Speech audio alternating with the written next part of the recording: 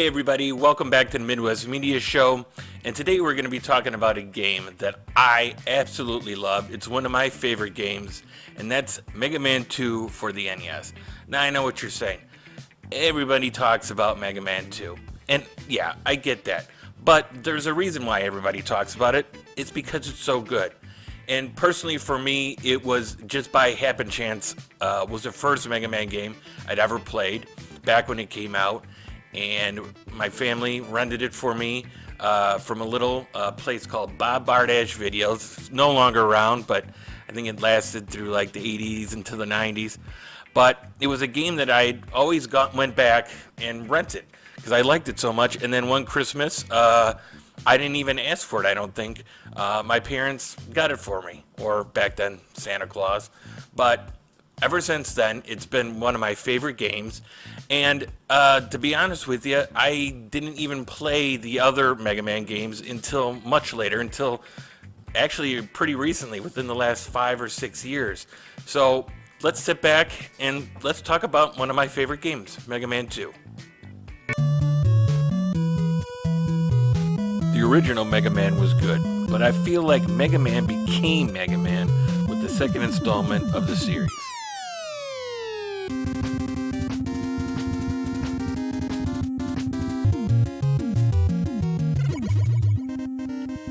Mega Man 2 is a side-scrolling platformer developed by Capcom for the Nintendo Entertainment System. Here we find Mega Man pitted against the main bad guy, Dr. Wily, who has constructed his own Robot Masters to fight against Mega Man. The Robot Masters include Metal Man, Air Man, Bubble Man, Quick Man, Crash Man, Flash Man, Heat Man, and Wood Man.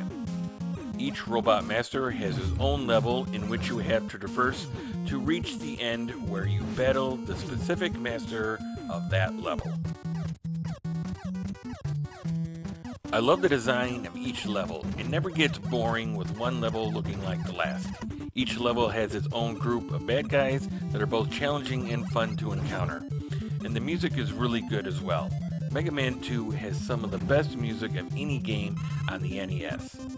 Each level has its own theme music as well as end boss. The controls are about as precise as you can get. This is what makes a challenging game very fun to play. The game is challenging and will require you to do some practicing to get good, but in the end, Mega Man 2 is very fun to play.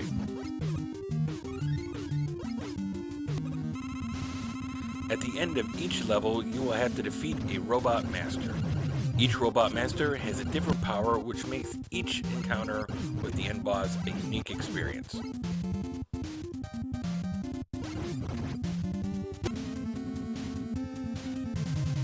After the Robot Master is defeated, you will get his specific power, which will help you in the later levels of the game.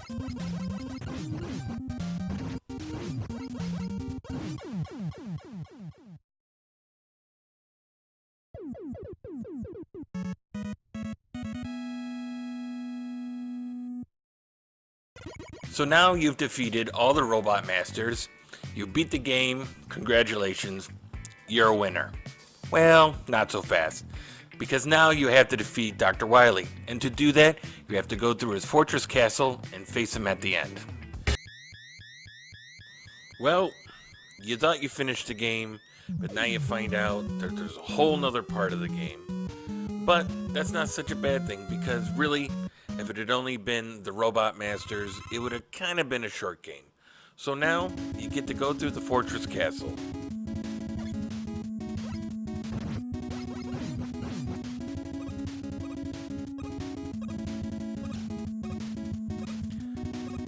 I absolutely love this part of the game. Don't get me wrong, the first part is excellent, but this is when the game truly shines.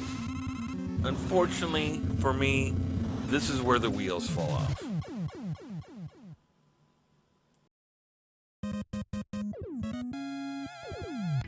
It's Mega Man 2 for the NES, a great game by any means, a game that you cannot go wrong by, from the graphics to the sound to the music and the controls, by far top-notch game. Thanks for tuning in, guys.